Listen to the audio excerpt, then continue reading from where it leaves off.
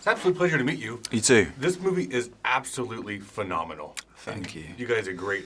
I'm curious, what is it like working with a director like Yorgos? It's a lot of fun. I was such a fan of his films before, and I think he's such a unique, special director. His films really are unlike anyone else's films, and he has such a singular, specific, slightly crazy mind. The idea of being a part of a project that he was involved on with a script like this was just exciting.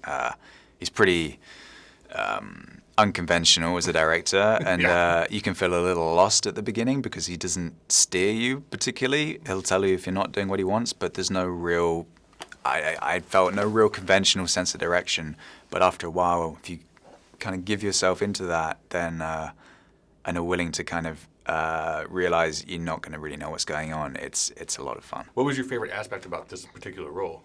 I liked all of it, but I suppose I liked some of the more absurd, bigger physical moments. So some of the interplay with Emma's character, the chasing around in the forest, the dancing with Rachel, just the kind of absurdity and the size of it was fun to play with. That dance was amazing. Thank you.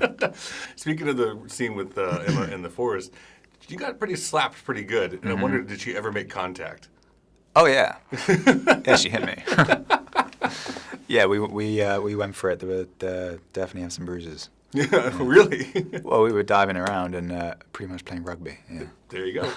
In your opinion, would you consider the Queen the original OG player? Well, I think she's a pretty lonely, isolated character, and she's the one. She gets used like lots of people get used.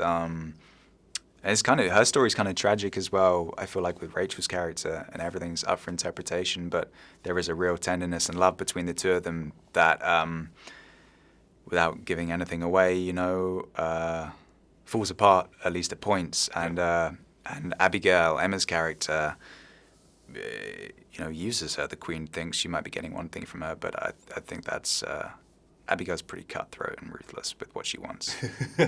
And then you have three female characters in this film, and they're all devious. And I'm curious, who's the most devious cast member on the set? Yorgos. And then one of my favorite aspects of this film is the set.